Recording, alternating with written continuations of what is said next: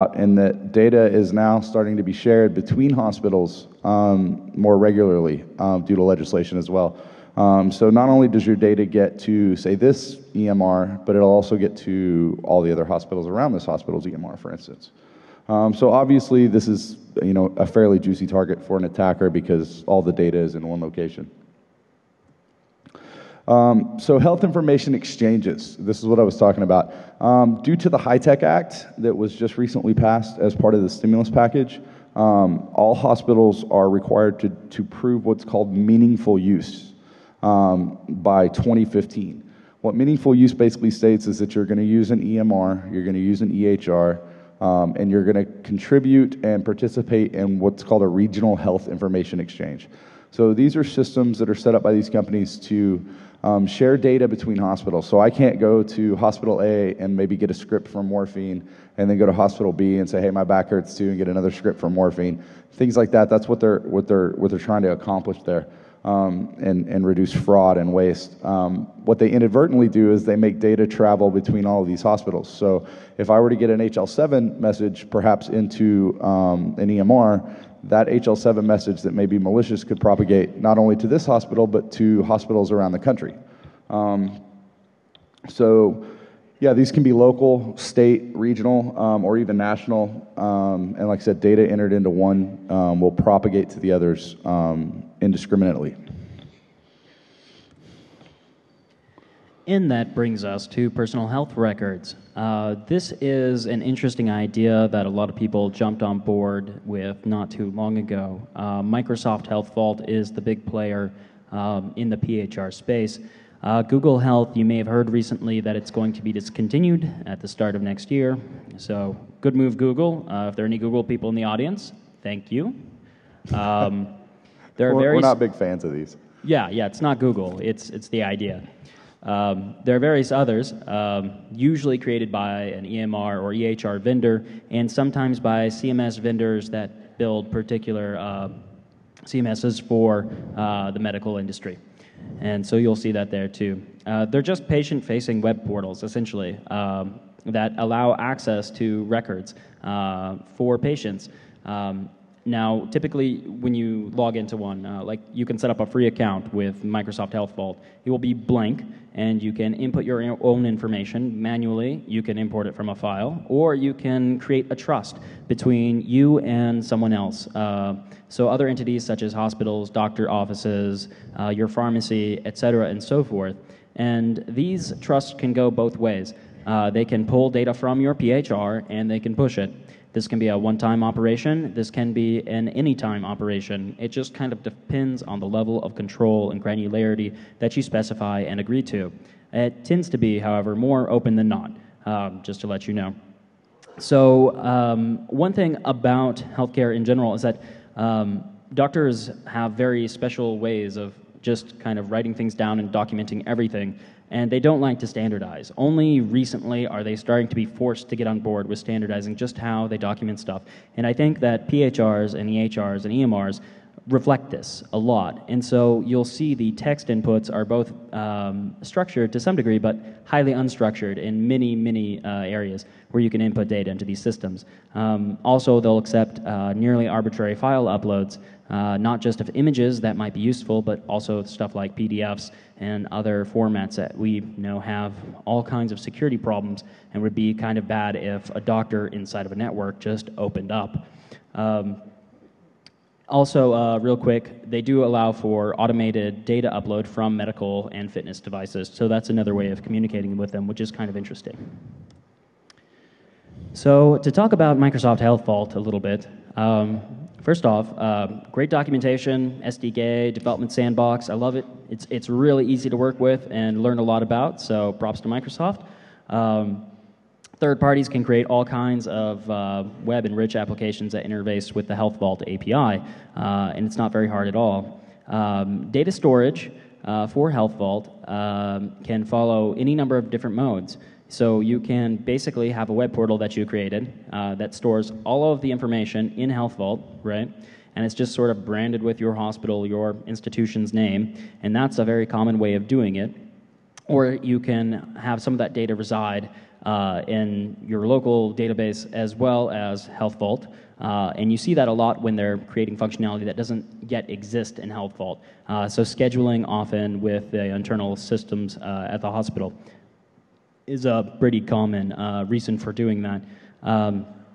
And a lot of devices too, and bits of software that you might actually install on your computer will have a local database local to your system. So that's a good thing to look for if you're trying to pillage data. One thing that's been hanging up there since I put this slide on though is that Health Vault doesn't seem to do much in the way of input validation at all.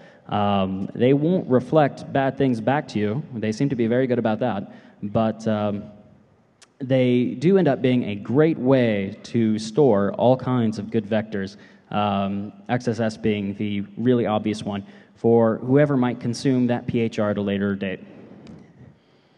Which brings us to the obvious, malicious health records, MHRs, because we thought there needed to be another acronym in this space.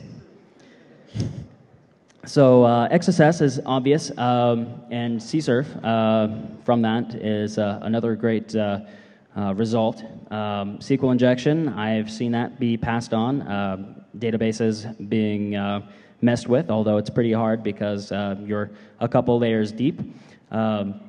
And then, of course, the file uploads. So if you found some bugs with DICOM images, which they're expecting to see, or some viewers for DICOM images, that'd be a great way, PDFs, et cetera, and so forth. And this affects many a system, so practice management systems, EMRs, EHRs, PACS systems, HL7 routers, modalities that eventually view those things or interact with them in another way, PHR and other web users.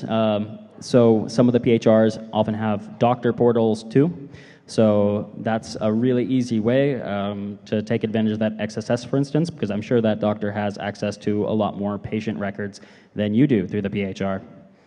And also, business partners and HIE connected systems are a possibility. We really haven't seen much of that yet, but it's just a matter of getting people to let us look a little bit more. So I got mad alert boxes, yo. Yeah, I said that. So once again, like I said, it's a great stored place for stored XSS. Microsoft Health Vault is, and the underachievers are particularly bad. So you can just do a script alert, right, or your beef hook, and this will show up in all kinds of PHRs everywhere. If you get a little bit more creative and you actually try to bypass the minimal amount of filtering that some of them do, you will get a lot more. And there's just a tiny bit of proof. Health Vault with some with a beef hook in it, and some random PHRs that are Health Vault enabled that popped alert boxes for me. But sometimes there are even worse and more obvious issues. So last week I was just gathering some screenshots for this presentation, and I was visiting some of these PHRs because the bugs come and go, frankly. And Injector here, Team Injector, they found this one called Spin PHR, and it looked like it was probably vulnerable to a Drupal bug. So I'm glad they just decided to deface the page and tell everyone that, hey, we have your PHR. Because there are real consequences to that. Compromise of at least every account that was accessed after the attack is trivial. Basically, all you typically need to access a record with Health Vault through the API is a person ID, a record ID, and the part of the record that you want to see. And these are just GUIDs. So if you post to the right part of the page with the right format of things, which it's no problem to figure out, you will be able to pull back information pretty simply. So they would have had access to those and the sessions going on, no problem, and that would have carried on. And depending on the design of the application by the attacker, they may have had access to every Health Vault account that was still linked and trusted with that particular PHR. So what they'll typically do is sometimes you'll see those person IDs and record IDs are used directly, and they'll be leaked all over the page. And this can be really easy to grab those. But other times, they'll actually, a PHR will have that uses Health Vault will have its own session management, and they'll typically hide the person IDs and record IDs somewhere in a database, and then use those later to access your account.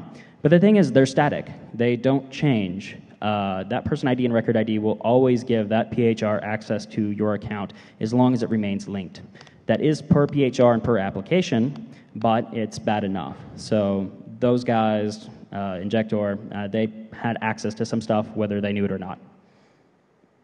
But this does bring up a good question, though. You know, healthcare has significant breach disclosure laws, but when it comes to PHRs, especially things that are like Health Vault, that are used by other people, who exactly is responsible for that, and who's disclosing breaches? And I don't know. Like, I'm not guessing that this is going to be disclosed at all, even though it's pretty public. So we did a bit of a medical hardware review on just some of the different medical devices that we'd seen. We took a look at a couple of vital monitoring systems. These are things that monitor your blood pressure, your heart rate, things like that. Infusion pumps, things that sit on IV poles that control the dosage of medication to you, that are connected to a wireless network that can let anybody talk to them, because someone thought that was a good idea. We also looked at prescription drug cabinets. We figured since we were coming to Vegas, what better stuff to do than to see how to get free Oxycontin. So we took a look at those. Basically, there are two vendors in that space, one called Omnicell, the other one called Pyxis. Every hospital will have one of these vendors in their hospital. They'll have drawers on every floor. This is what the nurses go up to when you need a certain prescription for something. They'll get it out and bring it to you. We found some vulnerabilities in that we'll talk about here in a second. We also looked at some radiology modalities. File format bugs on those are pretty rampant. So yeah, I mean, these things are obviously, you know, controlling not only patient care but lives in a lot of cases, and they do have a lot of problems. So you know, we thought we'd take a look at them, and it is kind of as scary as you would think. So, you know, we kind of wrestled with putting stuff out there that wasn't particularly bad when it came to some of these medical devices. As he said, you know, when you have things like infusion pumps that are controlling the rate of drugs being put into an IV, that's something you don't just want to go talking to everyone about. But this one seemed relatively harmless, and it was actually, as we found, reported not terribly long ago in a roundabout way. Not necessarily for this product, but the underlying product they use. So Omnicell, one of the drug cabinets, uses a application called Omni Explore. It's for reporting and various other things, and it'll just run on the drug cabinets proper. It's a web application, and it uses a funny piece of software called Westwind Web Connect. I don't know if anyone's run into it on a pen test or anywhere else. But it has some problems, and it's really easy to misconfigure. This here is editing a configuration file on Westwind Web Connect, and it's truly easy enough. From here, you just modify a couple values, namely those, and it becomes a pretty simple thing to do to own it. So Hacker Center alluded to this issue with Web Connect in general. But didn't say, like, hey, you'll find this on drug cabinets. But basically, you just need to go to the host name, wc.dll. Sometimes that's off a directory called wconnect. And just www.maint ~edit config. That'll pull up the previous slide, more or less. And you can just add an INI file for the application on the box. Change a line that says exe file to whatever your executable is. Update file, the location of the new file. And then whack that other URL at the bottom on number 4, and it will actually update that for you and start a new server with that executable. So yeah, there you go. It's also running a system, and but afterwards I suggest that you get access to the desktop